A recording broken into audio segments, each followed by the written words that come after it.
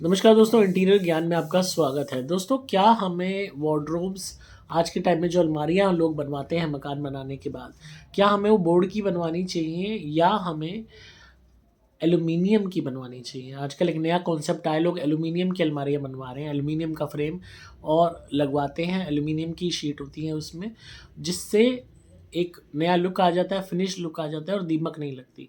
और यही सबसे बड़ा इसमें बोनस है, जिससे हम इस निष्कर्ष पर पहुँचते हैं कि बोर्ड की अलमारी नहीं लगवानी चाहिए। मैक्सिमम लोग बोर्ड की अलमारी लगवा के परेशान होते हैं बिकॉज़ ऑफ दीमक।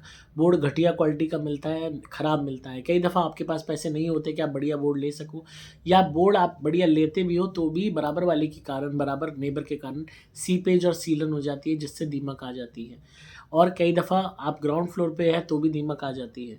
तो और आजकल हालाँकि वाटरप्रूफ बोर्ड चल रहे हैं, जो वो दावा करते हैं सीपेज, सीलन, दीमक नहीं लगेगी, बट स्टिल रिस्क बना रहता है। इसमें सबसे बेस्ट चॉइस जो आज के टाइम में ट्रेंड की आती है, वो है एल्यूमीनियम की। एल्यूमीनियम की जितनी भी अलमारियाँ बनेंगी उसमें कभी दीमक लगेगी ही नहीं, कभी भी उसमें कोई भी सीपेज, सीलन का चक्कर नहीं रहेगा।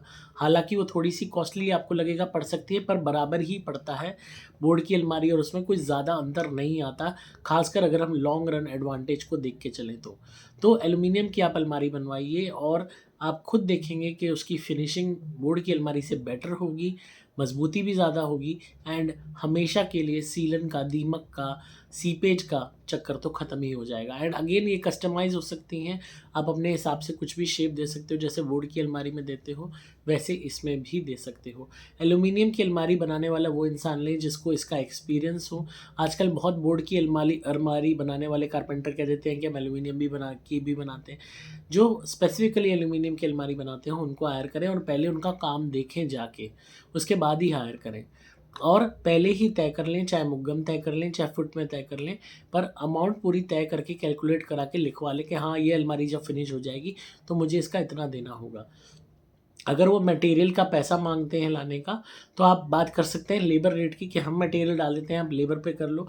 अगर विद मटेरियल आप देते हो, तो अगर आप पैसा देते हो तो उनका एड्रेस वगैरह सारी चीज़ें अपने पास रखें, ताकि कोई आपके पैसे लेके ना भागे। या आप उसे ये भी कह सकते हैं कि चल मैं सामने पास की दुकान से तुझे मटेरियल दिलवा देता हूँ, मैं दुकानदार को पैसा दे के मटेरियल लेके यहाँ डाल देता हूँ और अब तू अलमारी बना।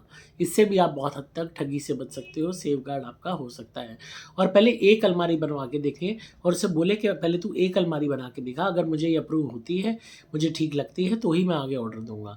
एक बार में सारी अलमारियों का कमिटमेंट ना करें, ताकि एटलीस्ट आप उसका वर्क भी देख सकें, उसका बिहेवियर भी देख सकें और उसकी वर्कमैनशिप भी देख सकें। तो आई होप आपको आज की वीडियो पसंद आई होगी इंटीरियर ज्ञान में। तो इसी तरह सुनते रहिए और सब्सक्राइब कीजिए चैनल को, बेल बटन दबाइए नोटिफिकेशंस के लिए, लाइक कीजिए, कमेंट कीजिए। आप सुन रहे थे इंटीरियर ज्ञान बाय पुलकित।